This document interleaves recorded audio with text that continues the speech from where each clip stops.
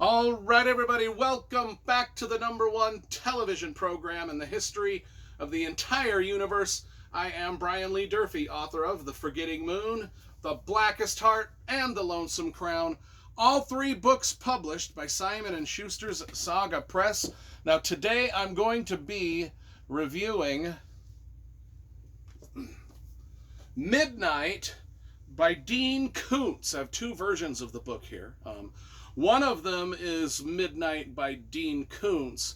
The other one is Midnight by someone named Dean R. Koontz. I don't know if that's the same guy or not. Confused.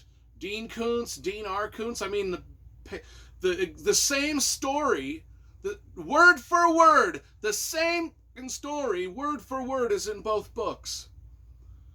But I don't know who Dean R. Koontz is. Or maybe I don't know who Dean Koontz is. Which is the real Koontz? I don't know. Let's talk about the covers first, because you know I love graphic design and cover illustration. The cover for the Dean Koontz version is kind of, This is just like, I don't even know what that is. It's got his name and the title, but what the is going on in the background there? To me, it looks like a light reflecting on some water. Big deal. This one's cool, though. This one's got that old classic 1989 sort of horror novel look to it, with a great illustration of this wonderful town, this wonderfully illustrated town, and the moon or the sun or whatever that is. The big orange ball over the top of it, with a bird and the things coming out. It's just a dope looking. So the Dean R. Koontz version of Midnight looks way better. The spine, yeah, I go with this one. The backside, though, we don't have a picture of Dean R. Koontz, because I don't know if that guy exists. But this one has a picture of Dean Koontz and the dog. Maybe the dog is Dean R. Koontz, and the human is Dean Koontz. I don't know. Which one do I want? We'll hold up this one. This one is the one I bought a long time ago when I was a kid, and this price sticker's still on it. And I dare not peel it off because it's going to leave a gummy mess, and we know how we hate those. Okay, let's talk about the book itself, Midnight. I think the last Dean Koontz book I read earlier this year was Watchers, and it's going to be in my top 10 favorite reads of 2023. Watchers was. I loved everything about this book. This book, I'm going to be straightforward with you, I did not care for it as much as Watchers. Now, I read this when I was a youngster, and honest to God, I did not remember anything. I didn't recall any of this. And maybe when I was a youngster, I wasn't that jazzed about it either, and that's why nothing stuck. And so this time when I read it, and we'll get into that. I still liked the book. It was still a solid horror novel, supernatural thriller. It just wasn't up to that lofty standard that I was expecting from just having read Watchers, which I really loved. Anyway, so this is about Moonlight Cove, California. And one of the things that there's in the afterword of this version, Dean Koontz does about a 3-page little essay on why he wrote this. And he was talking about how some of the early reviewers of the books were calling it a vampire novel. And he's like, there's no vampires in it. So, you can pretend it's about vampires or not. But he was really upset that the reviewers were saying it was a vampire. No, it's not. It can be further from the truth. But anyway, it's about Moonlight Cove, California. In the opening, a jogger dies. A jogger goes out and dies. That's why I don't jog.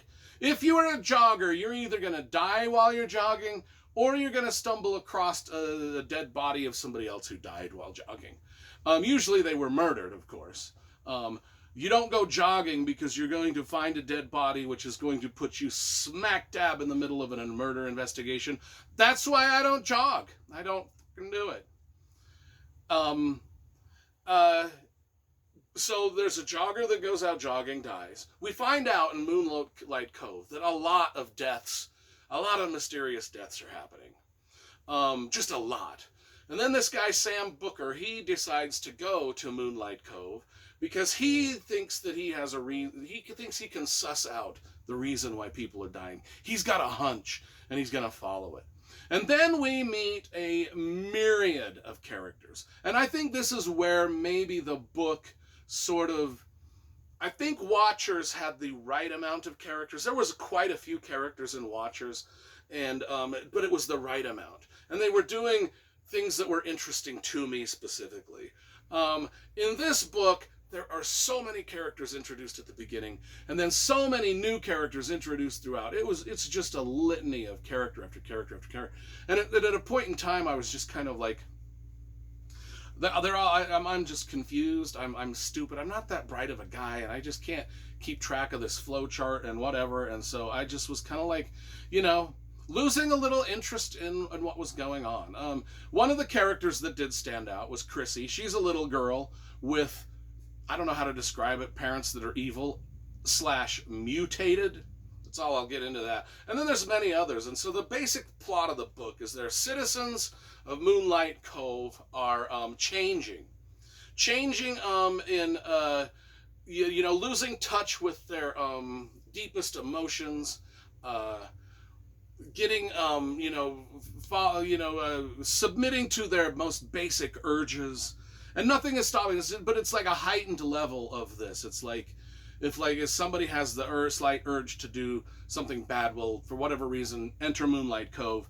That urge on a scale of 1 to 10 might be a 2, but as soon as you enter Moonlight Cove, it goes up to a 10. And then the next thing you know, murder and mayhem is happening. It's just a bizarro place to be.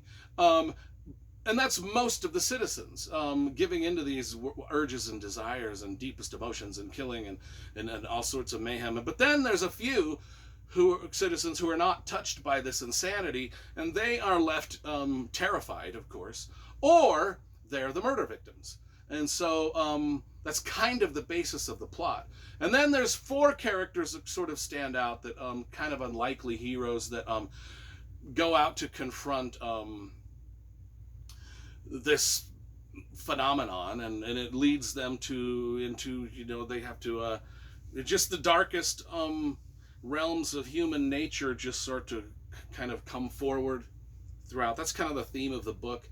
What happens when the darkest realms of our human nature are dialed up to 10 all the time in some people, especially in one specific town.